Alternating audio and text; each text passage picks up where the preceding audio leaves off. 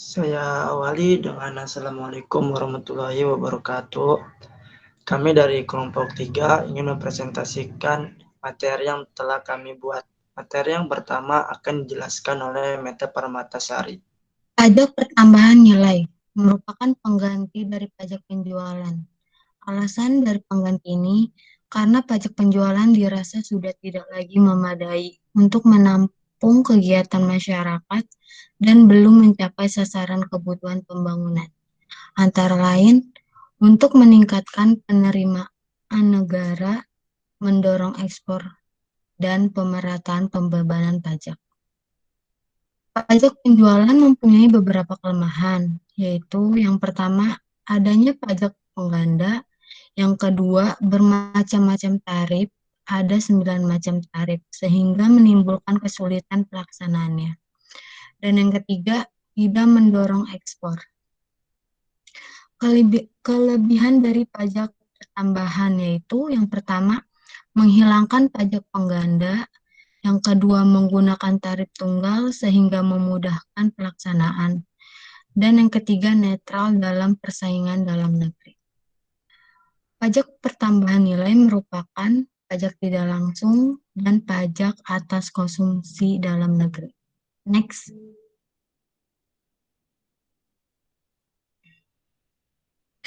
Dasar hukum.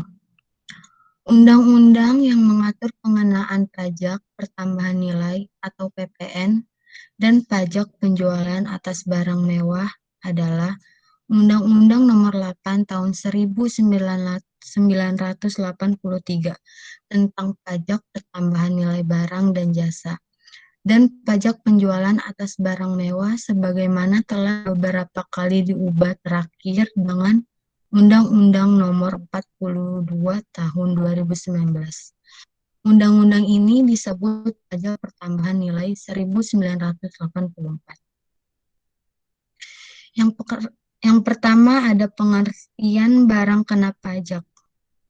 Barang yang dikenai pajak berdasarkan Undang-Undang PPN 1984.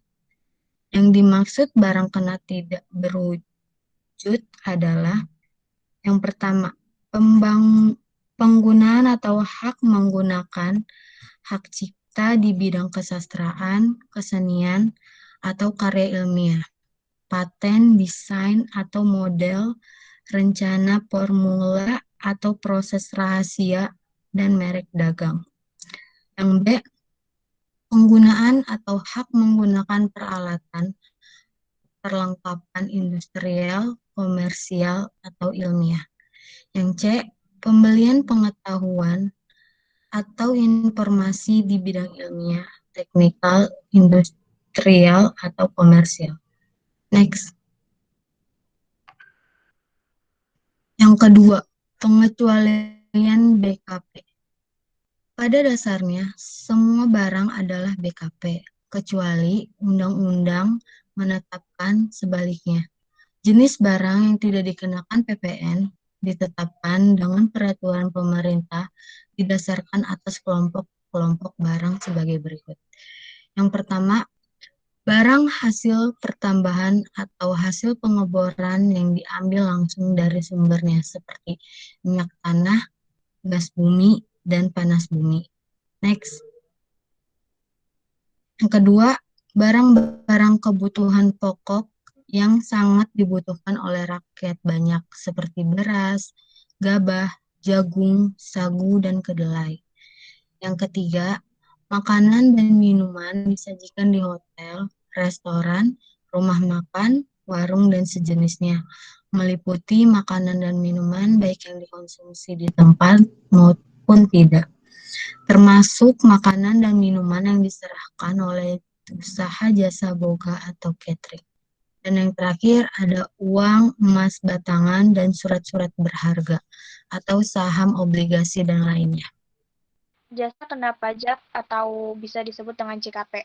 JKP adalah jasa yang setiap kegiatan pelayanannya berdasarkan suatu perikatan atau perbuatan hukum yang menyebabkan suatu barang, fasilitas, kemudahan atau hak terpersediaan untuk dipakai, termasuk jasa yang dilakukan untuk menghasilkan, barang karena pesanan atau permintaan dengan bahan dan atas petunjuk dari pemesan. Jasa kena pajak adalah jasa yang dikenai pajak berdasarkan Undang-Undang PPN tahun 1984. Pengecualian JKP. Pada dasarnya, semua jasa dikenakan pajak, kecuali yang ditentukan lain oleh Undang-Undang PPN. Jenis jasa yang dikenakan PPN ditetapkan dengan peraturan pemerintah didasarkan atas kelompok jasa sebagai berikut. Yang pertama itu ada jasa pelayanan kesehatan medis, itu ada jasa umum. Tiga itu ada jasa kesehatan seperti akupuntur, ahli gigi, dan ahli fisioterapi. Next.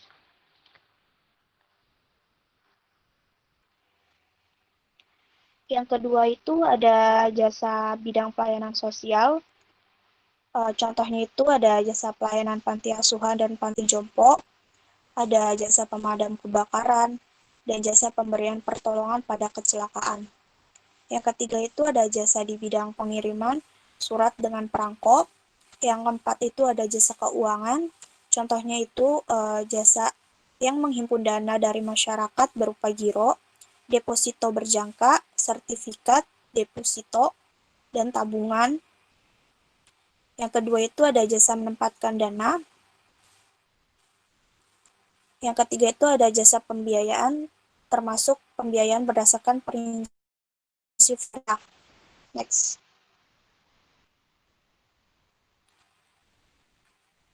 Yang kelima itu ada jasa asuransi.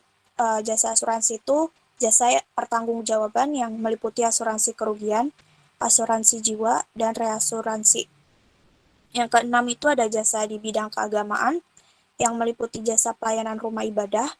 Yang ketujuh itu ada jasa pendidikan, yaitu jasa penyelenggaraan pendidikan sekolah dan pendidikan di luar sekolah. Yang kedelapan itu ada jasa kesenian dan hiburan. Yang kesembilan itu ada jasa penyiaran yang tidak bersifat iklan, meliputi jasa penyiaran radio atau televisi yang dilakukan oleh instansi pemerintah atau swasta yang tidak bersifat iklan dan tidak dibiayai oleh sponsor yang bertujuan komersial. Yang kesembilan itu ada jasa angkutan umum di darat dan di air, serta jasa angkutan udara dalam negeri yang menjadi bagian yang tidak terpisahkan dari jasa angkutan udara luar negeri. Yang ke-10 itu ada jasa tenaga kerja yang meliputi jasa tenaga kerja, penyelenggaraan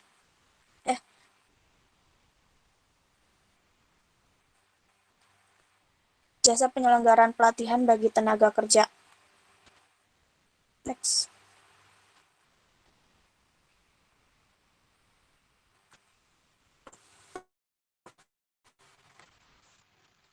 Yang ke-11 itu ada jasa perhotelan yang meliputi jasa penyewaan kamar, termasuk tambahan di hotel, rumah penginapan, motel, lodgement, dan hostel.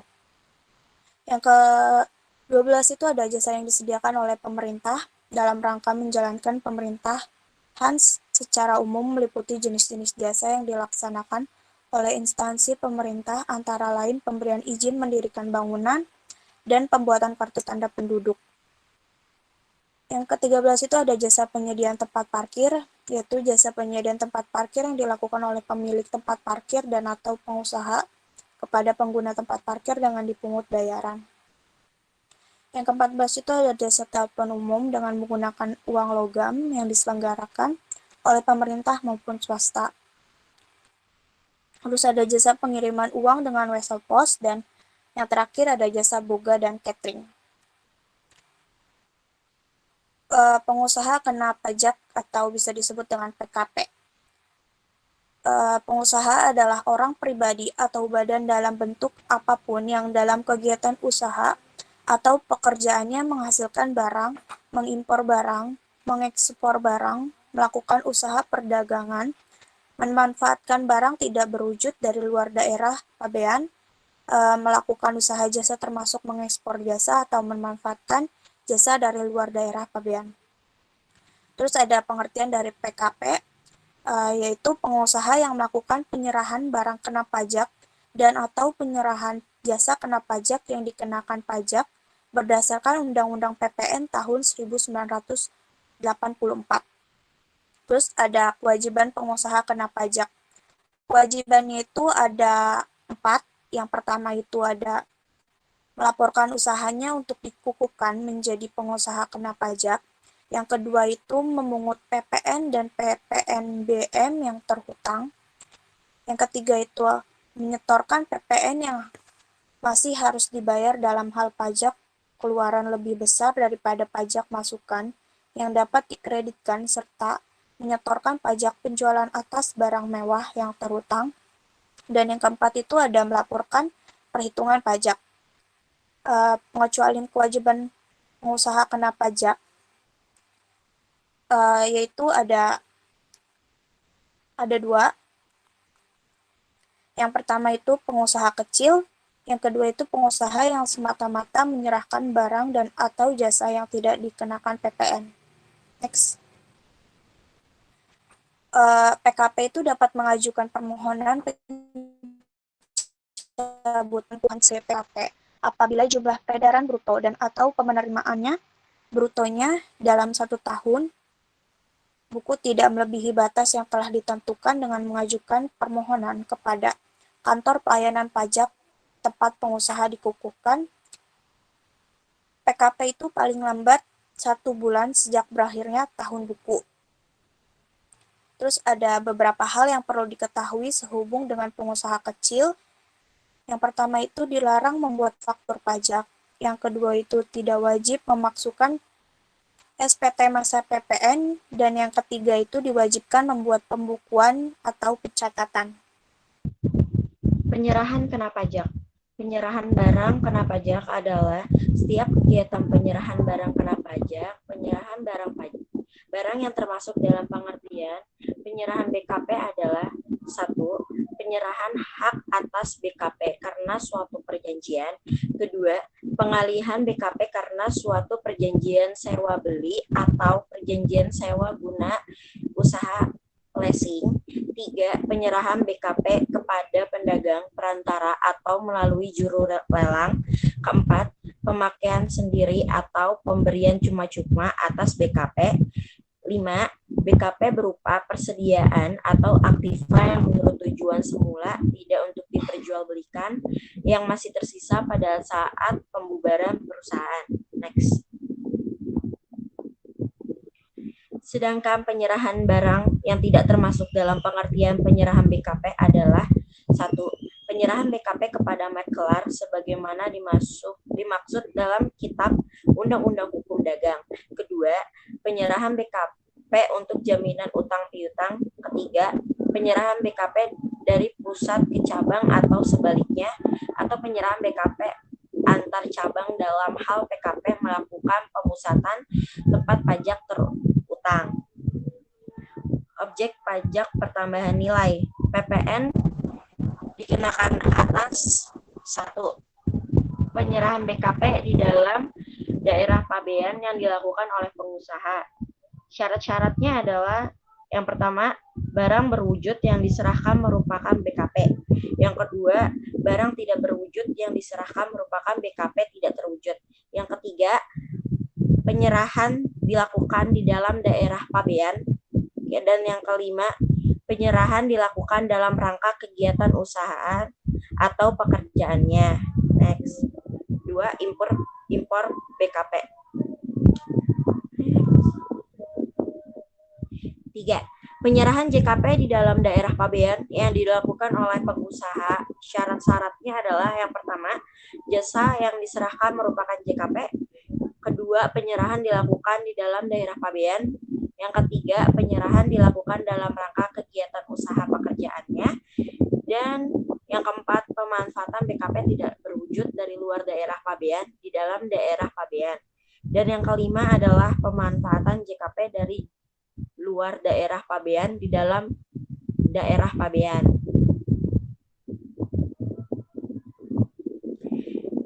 Dan pajak penjualan atas barang mewah atau yang disebut PPNBM dengan pertimbangan bahwa perlu keseimbangan pembebanan pajak antara konsumen yang berpenghasilan rendah dan konsumen yang berpenghasilan tinggi. Yang kedua, perlu adanya pengendalian pola konsumsi atas BKP yang tergolong mewah.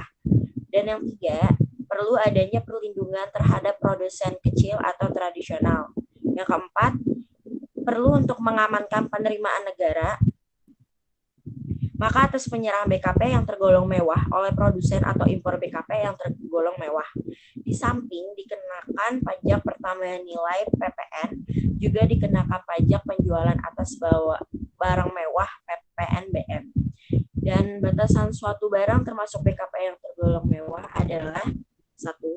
Barang tersebut bukan merupakan barang kebutuhan pokok. Yang kedua, barang tersebut dikonsumsi oleh masyarakat tertentu. Dan yang ketiga adalah pada umumnya barang tersebut dikonsumsi oleh masyarakat berpenghasilan tinggi. Dan yang keempat, barang tersebut dikonsumsi untuk menunjukkan status. PPNBM dikenakan atas penyerahan BKP yang tergolong mewah yang dilakukan oleh pengusaha yang menghasilkan BKP yang tergolong mewah tersebut di dalam daerah pabean dalam kegiatan usaha atau pekerjaannya. Yang kedua, impor BKP yang tergolong mewah. PPNBM merupakan pungutan tambahan di samping PPN. PPNBM hanya dikenakan satu kali pada waktu penyerahan BKP yang tergolong mewah oleh pengusaha yang menghasilkan atau pada waktu impor BKP yang tergolong mewah. Dasar pengenaan pajak. Untuk menghitung besarnya pajak, PPN dan PPNBM yang terutang perlu adanya dasar pengenaan pajak atau bisa disingkat DPP. Yang menjadi DPP adalah 1. Harga jual, 2. Penggantian, 3. Nilai impor. Harga jual adalah nilai berupa uang termasuk semua biaya yang diminta atau seharusnya diminta oleh penjual karena penyerahan BKP. Tidak termasuk pajak pertama nilai yang dipungut menurut UU PPN tahun 1984 dan potongan harga yang dicantumkan dalam faktur pajak. Penggantian adalah nilai berupa uang termasuk semua biaya yang diminta atau seharusnya diminta oleh pengusaha karena penyerahan JKP, ekspor JKP atau ekspor PKP tidak berwujud, tetapi tidak termasuk pajak pertama nilai yang dipungut menurut Undang-Undang PPN 1984 dan potongan harga yang dicantumkan dalam faktur pajak atau nilai berupa uang yang dibayar atau seharusnya dibayar oleh penerima jasa karena di pemanfaatan JKP dan atau oleh penerima manfaat BKP tidak berwujud karena pemanfaatan BKP tidak berwujud dari luar daerah pabean di dalam daerah pabean. Nilai impor. Nilai impor adalah nilai berupa uang yang menjadi dasar perhitungan bea masuk ditambah pungutan berdasarkan ketentuan dalam peraturan perundang-undangan yang mengatur mengenai kepabeanan dan cukai untuk impor BKP. Tidak termasuk PPN dan PPNBM yang dipungut menurut Undang-Undang PPN tahun 1984. Nilai ekspor adalah nilai berupa uang termasuk biaya yang diminta atau seharusnya diminta oleh eksportir. Penerapan DPP diatur dalam berbagai peraturan pelaksanaan undang-undang sebagaimana berikut. 1. Untuk penyerahan atau penjualan BKP yang menjadi DPP adalah jumlah harga jual. 2. Untuk penyerahan JKP yang menjadi DPP adalah penggantian. 3. Untuk impor yang menjadi DPP adalah nilai impor. Tarif pajak pertambahan nilai. Tarif PPN yang berlaku saat ini adalah 10%, sedangkan tarif PI sebesar 0% diterapkan atas A. Ekspor BKP berwujud, B. Ekspor BKP tidak berwujud, C. Ekspor JKP. Pengenaan tarif 0% tidak berarti pembebasan dari pengenaan pajak pertama nilai. Dengan demikian, pajak masukan yang telah dibayar untuk perolehan BKP atau JKP yang berkaitan dengan kegiatan tersebut dapat dikreditkan berdasarkan pertimbangan perkembangan ekonomi dan peningkatan kebutuhan dana untuk pembangunan. Pemerintah diberi wewenang mengubah tarif pajak pertama nilai menjadi paling rendah adalah 5% dan paling tinggi adalah 15%. Dengan tetap memakai prinsip tarif tunggal. perubahan tahun sebagaimana dimaksud pada ayat ini dikemukakan oleh pemerintah kepada Dewan Perwakilan Rakyat dalam rangka pembahasan dan penyusunan rancangan anggaran pendapatan dan belanja negara. 2. Tarif pajak penjualan atas barang mewah. Tarif pajak penjualan atas barang mewah dapat ditetapkan dalam beberapa kelompok tarif, yaitu tarif paling rendah adalah 10% dan yang paling tinggi adalah 200%. Ketentuan mengenai tarif kelompok barang kena pajak yang tergolong mewah yang dikenai pajak penjualan atas barang mewah dengan peraturan pemerintah. Sedangkan ketentuan mengenai jenis barang yang dikenai pajak penjualan atas barang mewah diatur dengan berdasarkan peraturan Menteri Keuangan atas ekspor. Barang kena pajak yang tergolong mewah dikenai pajak dengan tarif 0%. PPNBM yang telah dibayar atas perorangan BKP yang tergolong mewah yang diekspor dapat diminta kembali atau disebut restitusi.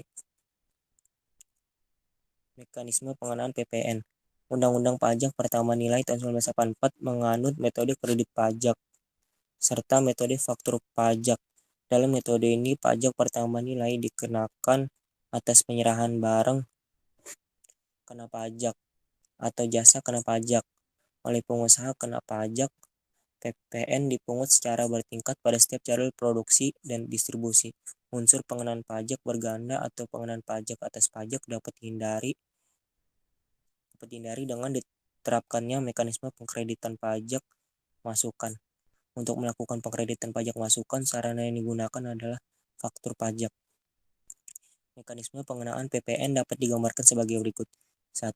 Pada saat membeli atau memperoleh BKP atau JKP, akan dipungut PPN oleh PKP penjual bagi pembeli. PPN yang dipungut oleh PKP penjual tersebut merupakan pembayaran pajak di muka dan disebut dengan pajak masukan.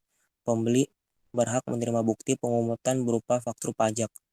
2. Pada saat menjual atau menyerahkan BKP atau JKP kepada pihak lain, wajib memungut PPN. Bagi penjual, PPN tersebut merupakan pajak keluaran. Sebagai bukti telah memungut PPN, PKP penjual wajib membuat faktur pajak. 3. Apabila dalam suatu masa pajak jangka waktu yang lamanya sama dengan 1 bulan takwim, jumlah pajak keluaran lebih besar daripada jumlah pajak masukan, selisihnya harus disetorkan ke kas negara. Contoh, sepanjang bulan Maret 2018, PT ABC mempunyai transaksi sebagai berikut. 1. Membeli bahan baku sebesar Rp 100 juta, dipungut PPN sebesar Rp 10 juta. 2. Membeli bahan pemotong seharga Rp 40 juta, dipungut PPN sebesar Rp 4 juta. 3.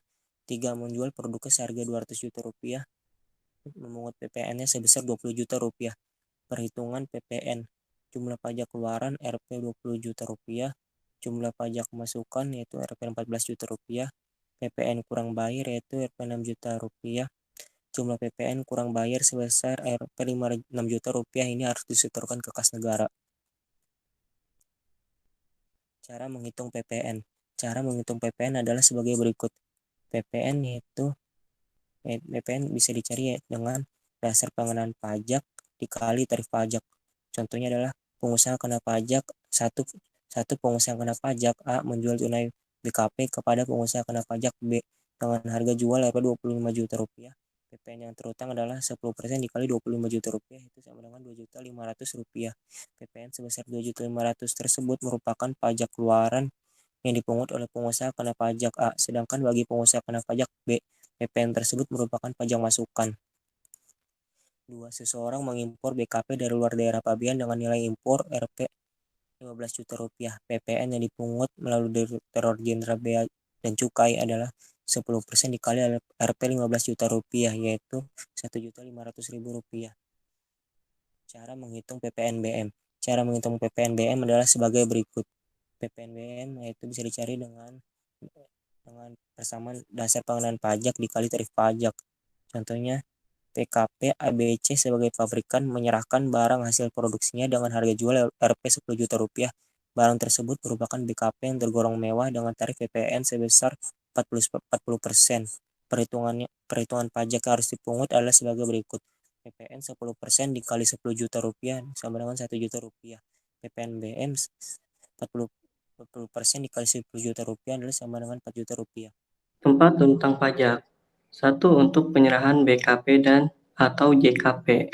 Yang pertama tempat tinggal, yang kedua tempat kedudukan, yang ketiga tempat kegiatan usaha. Apabila pengusaha kena pajak terutang pada lebih dari satu tempat kegiatan usaha, pengusaha kena pajak tersebut dalam memenuhi kewajibannya, perpajakan dapat menyampaikan pemberitahuan secara tertulis kepada Direktur Jenderal Pajak untuk memiliki satu tempat atau lebih sebagai tempat terutangnya pajak. Yang kedua, dalam hal impor. Terutangnya pajak terdiri di tempat barang kena pajak dimasukkan dan diinput melalui Direktorat Jenderal Bea dan Cukai. Yang ketiga, orang pribadi atau orang yang memanfaatkan BKP atau berwujud dan JKP dari luar daerah dan di dalam daerah pabean terhutang pajak di tempat tinggal atau tempat kedudukan atau tempat kegiatan usaha. Yang keempat, untuk kegiatan membangun sendiri oleh PKP yang dilakukan tidak dalam lingkungan perusahaan atau pekerjaannya, atau oleh bukan PKP di tempat bangunan tersebut didirikan. Next. Faktur pajak. Faktur pajak adalah bukti pemungutan pajak yang dibuat oleh pengusaha kena pajak yang melakukan penyerahan BKP atau penyerahan JKP. Faktur kena pajak pada 1. Pada saat penyerahan barang kena pajak atau penyerahan jasa kena pajak. Kedua, saat penerimaan pembayaran. Dalam hal penerimaan pembayaran terjadi sebelum penyerahan barang kena pajak atau sebelum penyerahan jasa kena pajak. Yang ketiga, saat penerimaan pembayaran termin dalam hal penyerahan sebagai tahap pekerjaan. Yang keempat, saat lain yang diatur dengan atau berdasarkan peraturan Menteri Keuangan. Dalam faktur pajak harus dicantumkan keterangan tentang penyerahan BKP atau penyerahan JKP yang paling sedikit memuat 1. Nama, alamat, dan NPWP yang menyerahkan BKP atau JKP. 2. Nama, alamat, dan NPWP pembeli BKP atau penerima JKP. 3. Jenis barang atau jasa, jumlah harga jual atau penggantian dan pemotongan harga. 4. PPN yang dipungut. 5. PPN BM yang dipungut. Next.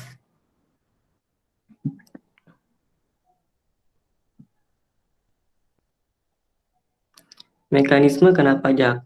Pajak masukan yang wajib dibayar oleh pengusaha kena pajak dapat dikreditkan dengan pajak keluaran yang dipungutnya dalam masa pajak yang sama. Pajak masukan yang dapat dikreditkan tetapi belum dikreditkan dengan pajak keluaran pada masa pajak yang sama dapat dikreditkan pada masa pajak berikutnya paling lama 3 bulan setelah berakhirnya masa pajak yang bersangkutan sepanjang belum dibebankan sebagian biaya dan belum dilakukan pemeriksaan. Apabila dalam suatu masa pajak keluaran lebih besar dari pajak masukan yang dapat dikreditkan, maka selisihnya merupakan PPN yang harus disetorkan oleh PKP ke kas negara paling lama akhir bulan berikutnya setelah masa pajak berakhir dan sebelum surat pemberitahuan masa PPN disampaikan.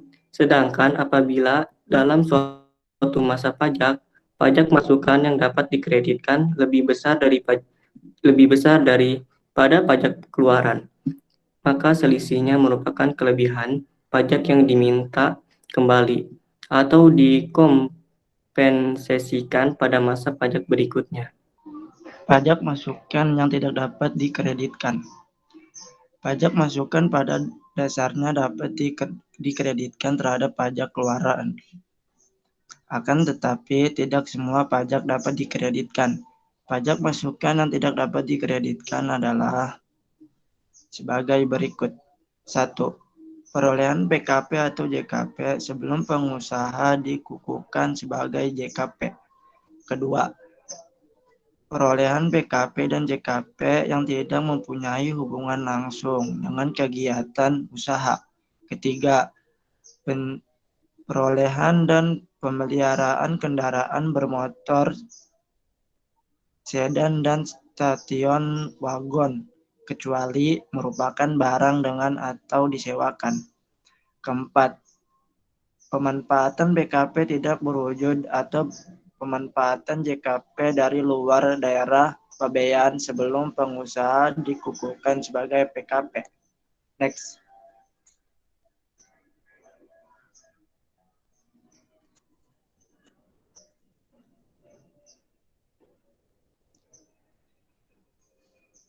PPN atas kegiatan pembangunan sendiri. Atas pembangunan sendiri terutang pajak pertambahan nilai. Yang dimaksud dengan pembangunan sendiri adalah kegiatan pembangunan yang dilakukan tidak dalam kegiatan usaha atau sedangkan yang dimaksud dengan bangunan berupa satu atau lebih konstruksi yang ditanam atau diletakkan secara tetap pada suatu kesatuan tanah dan atau perairan dengan kriteria. 1. Konstruksi utamanya terdiri dari kayu, beton, pasangan, batu, bata atau bahan sejenis dan atau baja. 2. Diperuntukkan bagi tempat tinggal atau tempat kegiatan usaha. 3. Luas seluruh paling sedikit 200 meter persegi. Tarif dan dasar pengenaan pajak. Atas kegiatan pembangunan sendiri dikenakan pajak pertambahan nilai dengan tarif 10%. Dikalikan dengan dasar pengenaan pajak dasar. Pengenaan pajak atas kegiatan pembangunan sendiri adalah 20% dari jumlah biaya yang dikeluarkan atau yang dibayarkan untuk pembangunan sendiri, tidak termasuk harga perolehan tanah. Pajak pertambahan nilai yang terutang setiap bulan dihitung dengan cara PPN sama dengan 20% dikali jumlah biaya yang dikeluarkan dikali 10%. Materi selanjutnya adalah bea materai. Dasar hukum. Dasar hukum pengenaan bea materai adalah Undang-Undang Nomor 13 Tahun 1985 atau disebut juga Undang-Undang Bea Materai. Undang-undang ini berlaku sejak tanggal 1 Januari 1986. Selain itu, untuk mengatur pelaksanaannya telah dikeluarkan Peraturan Pemerintah Nomor 7 Tahun 1995.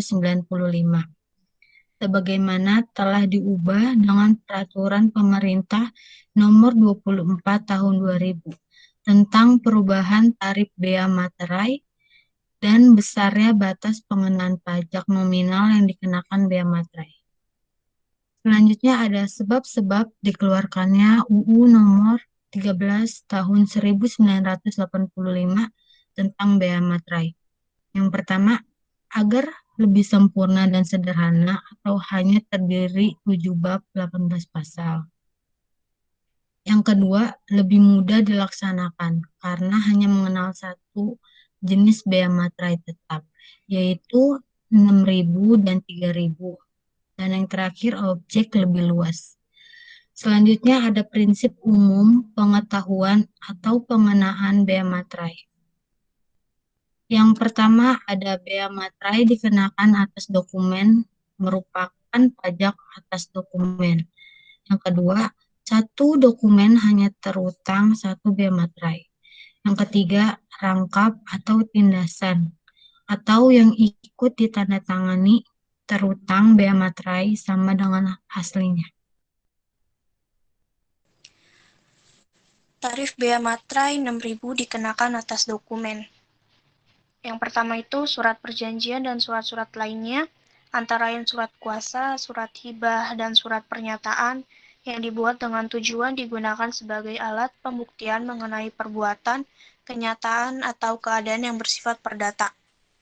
Yang B itu ada akta-akta notaris termasuk salinannya. Yang C itu ada akta-akta yang dibuat penjabat pembuat akta tanah atau yang bisa disebut dengan PPAT, termasuk rangkap-rangkapnya. Yang D itu surat yang memuat jumlah yang mempunyai harga nominal lebih dari 1 juta rupiah. Terus yang di bawahnya itu ada, yang pertama itu yang menyebutkan penerimaan uang, yang kedua itu menyatakan pembukaan uang atau penyimpanan uang dalam rekening di bank. Yang ketiga itu yang berisi pemberitahuan saldo rekening bank. Yang keempat itu yang berisi pengakuan bahwa utang uang sebagian atau seluruhnya telah dilunasi atau diperhitungkan. Next. Yang kedua itu ada dokumen-dokumen yang akan digunakan sebagai alat pembuktian di muka pengadilan. Yang A itu surat-surat biasa dan surat-surat kerumah tanggaan. Yang B itu surat-surat yang semula tidak dikenakan bea materai berdasarkan tujuannya jika digunakan untuk tujuan lain atau digunakan untuk orang lain dari maksud semula. Tarif bea materai 3.000 dikenakan atas dokumen. 1. Surat yang memuat jumlah uang yang mempunyai harga nominal lebih dari Rp250.000 tetapi tidak lebih dari 1 juta rupiah.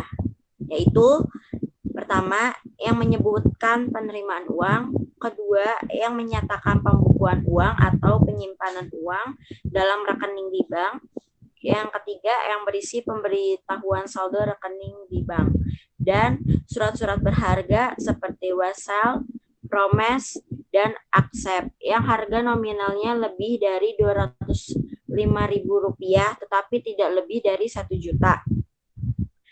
Efek dengan nama dan dalam bentuk apapun sepanjang harga nominalnya lebih dari Rp250.000 tetapi tidak lebih dari 1 juta rupiah. Yang tidak dikenakan bea materai.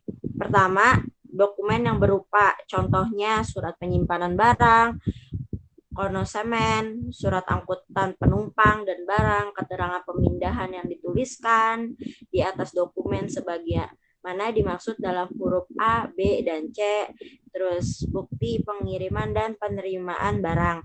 Yang kedua, segala bentuk ijazah. Yang termasuk dalam pengertian ini adalah surat tanda tamat belajar STTB, tanda lulus, surat keterangan telah mengikuti sesuatu pendidikan pelatihan, kursus, dan penataran. Yang ketiga, tanda terima gaji, uang tunggu, pensiun, uang tunjangan, dan pembayaran lainnya yang ada kaitannya dengan hubungan kerja serta surat-surat yang diserahkan untuk mendapatkan pembayaran itu. Dan yang empat, tanda bukti penerimaan uang negara dari kas negara, kas pemerintah daerah, dan bank. Yang kelima, kwitansi untuk semua jenis pajak dan penerimaan lainnya yang dapat disamadengankan itu dari kas negara, kas pemerintah, daerah, dan bank. Keenam, tanda penerimaan uang yang dibuat untuk keperluan intern organisasi. Dan saat terutang bea materai. Yang pertama, dokumen yang dibuat oleh satu pihak adalah pada saat dokumen itu diserahkan dan diterima oleh pihak untuk siapa dokumen itu dibuat. Jadi bukan pada saat ditandatangani, misalnya kwitansi atau cek.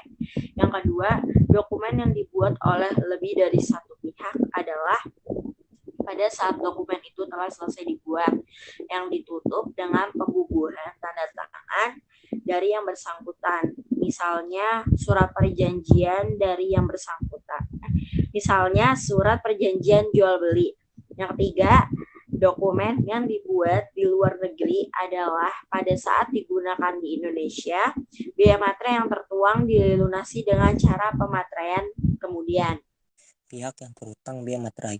Pihak yang terutang bea materai adalah pihak yang mendapatkan manfaat dari dokumen, kecuali pihak atau pihak-pihak yang bersangkutan menentukan hal yang lain. Cara pelunasan bea materai, yaitu ada dua cara, yaitu dengan benda materai dan dengan cara lain.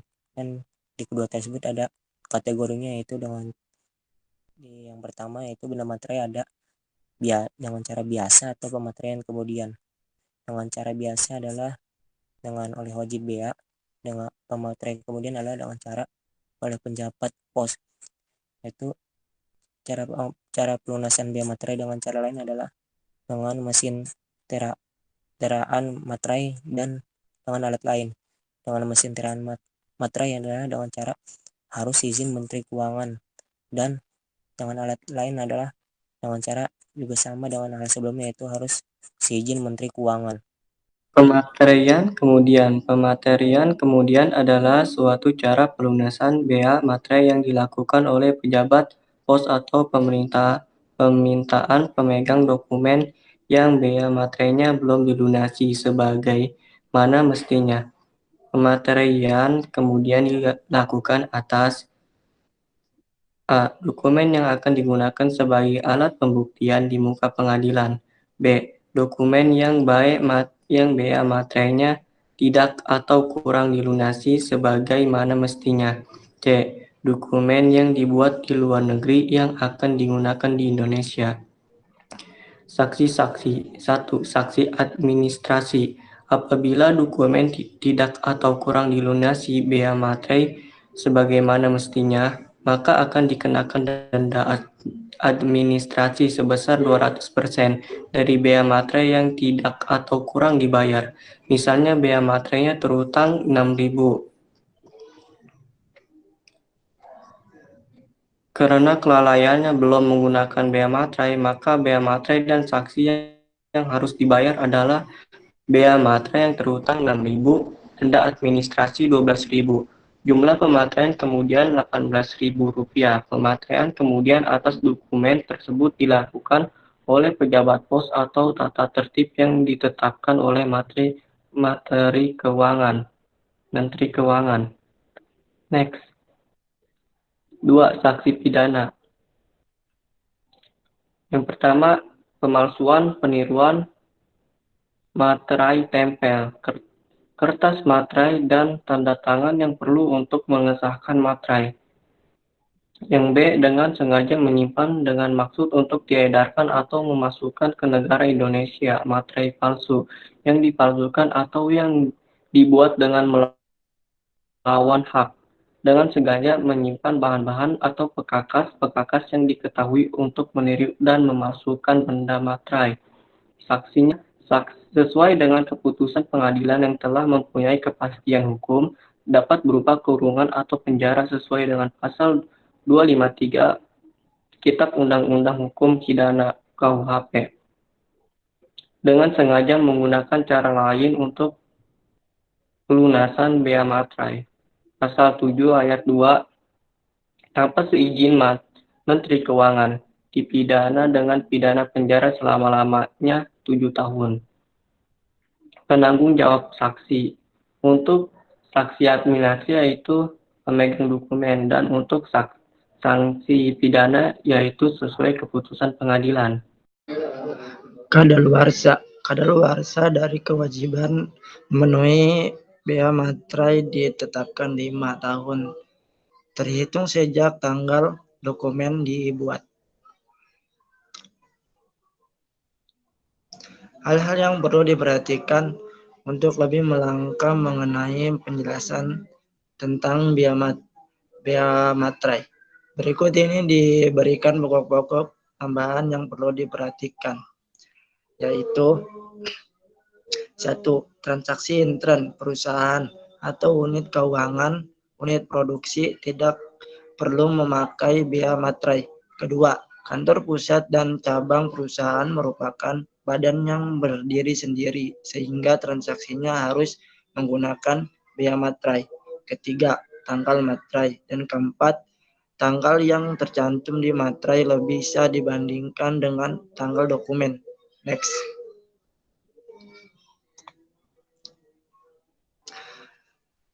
Baik teman-teman, di sini ada kesimpulan ya dari materi kami yang yaitu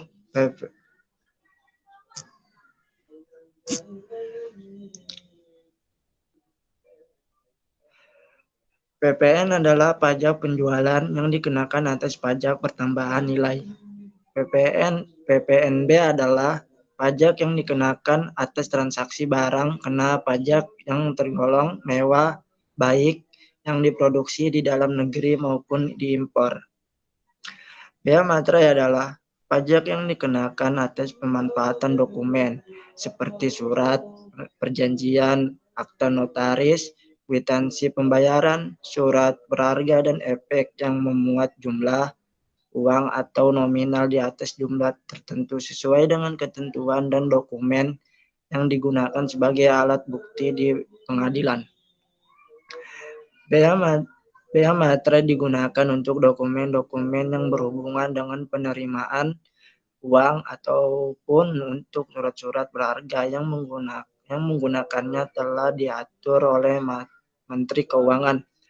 Adapun jenisnya berupa materi tempel dengan nominal 3.000 dan 6.000 maupun materi kertas yang biasanya digunakan untuk surat berharga seperti surat tanda tamat belajar maupun akte tanah.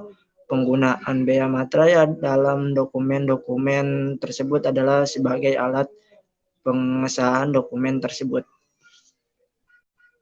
Mungkin itu saja yang dapat kelompok kami sampaikan. Kurang lebihnya kami mohon maaf apabila ada penjelasan yang tidak ataupun kurang jelas. Wabillahi taufiq wal hidayah. Wassalamualaikum warahmatullahi wabarakatuh.